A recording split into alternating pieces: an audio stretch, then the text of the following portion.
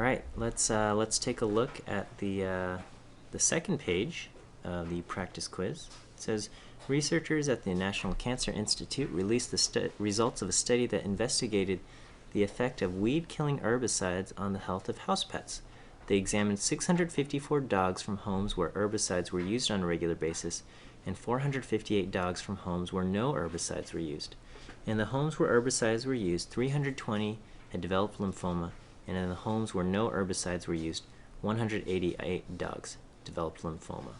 Does this provide evidence that the use of herbicides in the home changes the risk of developing lymphoma in dogs? Okay.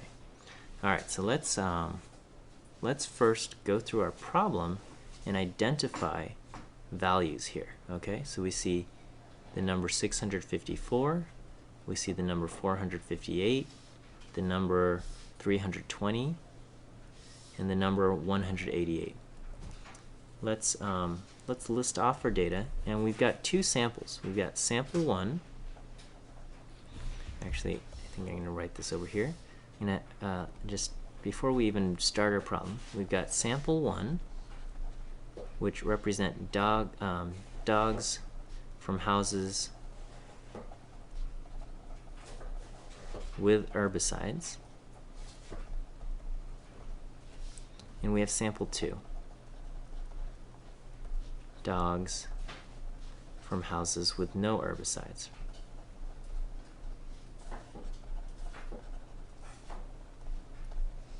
Okay, let's take a look at our problem. 654 dogs came from homes with herbicides. Okay, so our N here is 654. I'm going to designate this as N1. And then we look at this and it says 458 dogs came from homes where no herbicides were used. So that's going to be the N for sample 2. So N2 is 458. We're going to count how many dogs developed lymphoma in each house, or each set of houses, and we got 320 over here and 188 over here. So my Y over here, Y1, is 320, and my Y over here, Y2, is 188. Okay, so we've identified this, and it says, does this provide evidence that the use of herbicides in the homes changes the risk of developing lymphoma in dogs? Okay, and so let's take a look.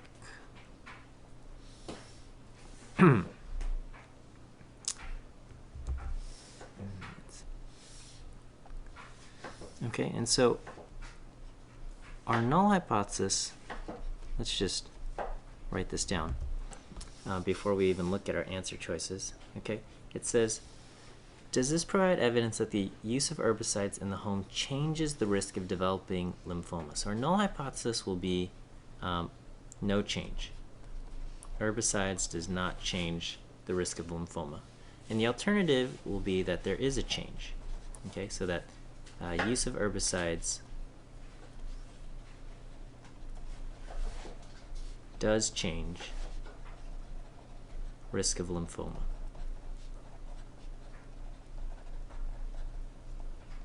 Okay, no change will be use of herbicides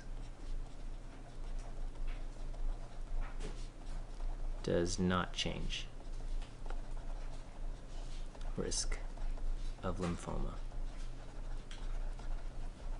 Okay, so symbolically, we would write that our null hypothesis is that the proportion P1 is equal to P2, or in other words, P1 would be the proportion of dogs in the houses with herbicides that develop lymphoma. That's going to be the same as the proportion of dogs in houses without herbicides that develop lymphoma. Okay, so if there's no change in the risk, both sets of dogs would develop lymphoma at about the same rate. The alternative says that there is a difference, that using herbicides does change it, but it doesn't state whether using herbicides will be greater or less than will have a greater or lower risk of developing lymphoma. I mean, we would probably think it should be greater, but that's not what the question states. The question just says, does it change? So in that case, we're going to use a not equal sign, which means we're going to have a two-sided test, but that comes later. All right, so anyway, let's take a look at which of the alternative choices matches our response of use of herbicides does not change the risk of lymphoma. Okay? So the first one says there are more dogs in homes with herbicides than with homes without. That has nothing to do with what we're doing. Okay? And it says the number of dogs in our study that develop lymphoma is higher in the homes with herbicides than the number of dogs with lymphoma in homes without herbicides. That's not going to work because we never talk about the number. We always talk about the proportion. Okay? Part C says the proportion of dogs in our study that developed lymphoma is higher in the homes with herbicides than the proportion of dogs that developed malignant lymphoma in homes without herbicides. Okay? This is not correct because it says our study, proportion of dogs in our study. That is not correct. We're always talking about proportions in the population.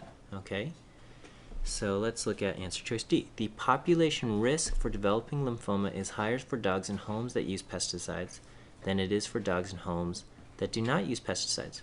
This would be a reasonable choice if the question here said, does this provide the use of herbicides in the home increases? Now, if we had written increases here, we would go with answer choice D, but we wrote changes.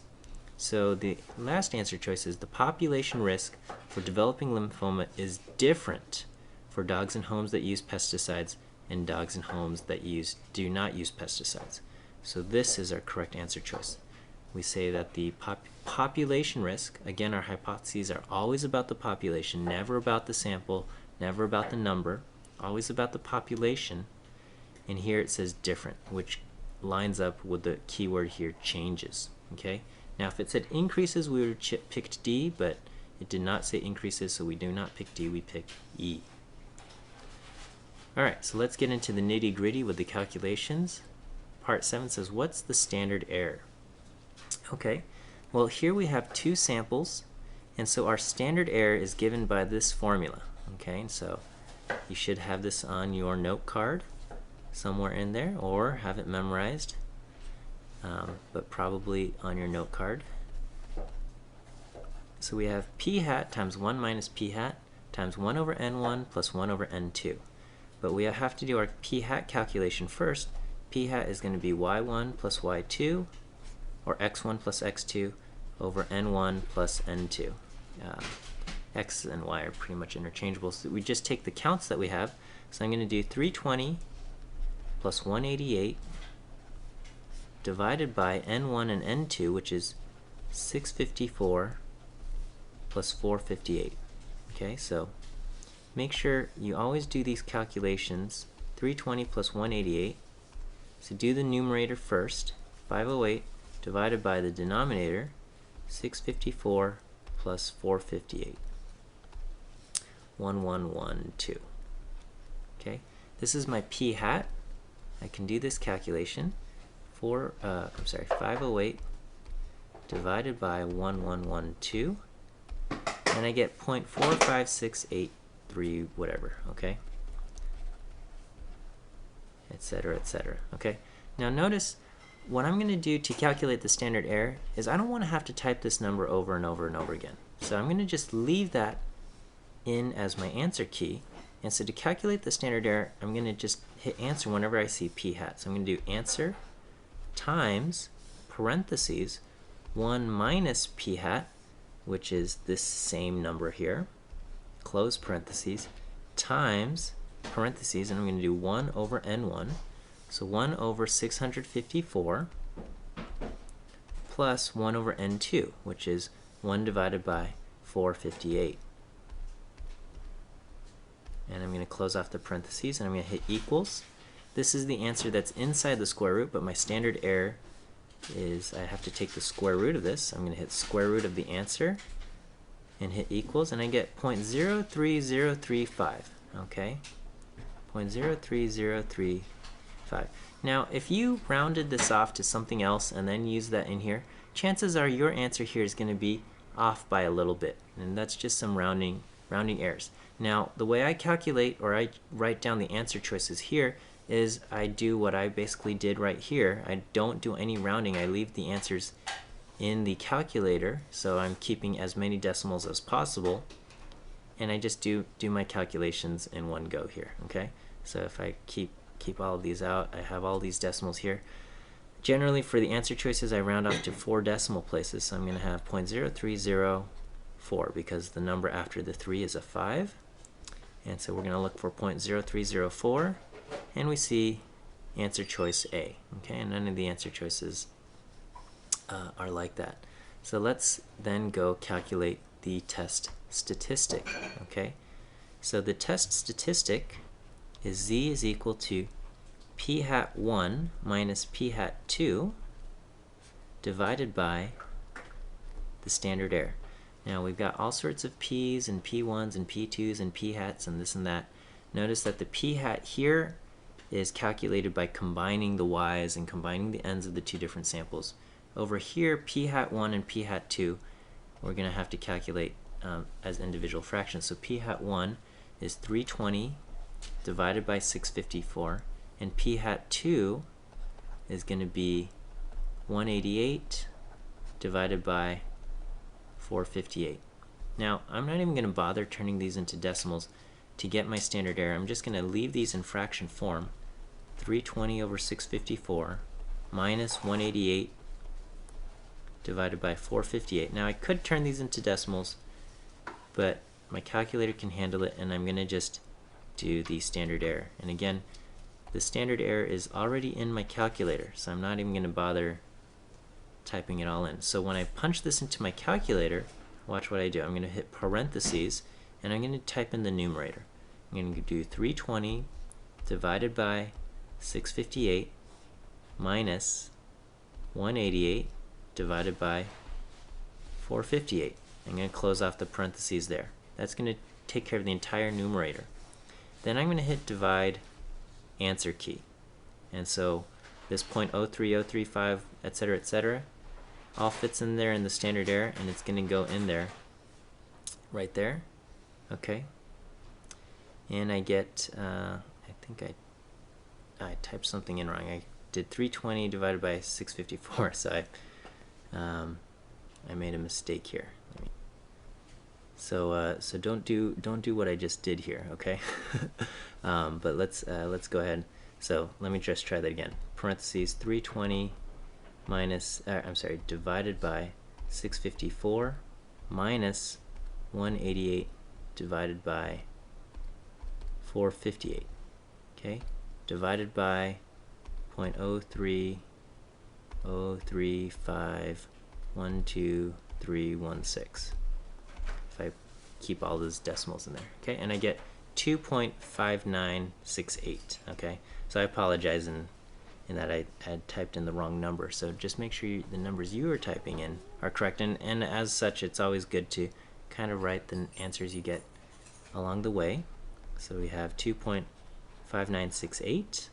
Now this is a z-score, so we are going to round off to 2 decimal places. So I'm going to just round off to 2.60.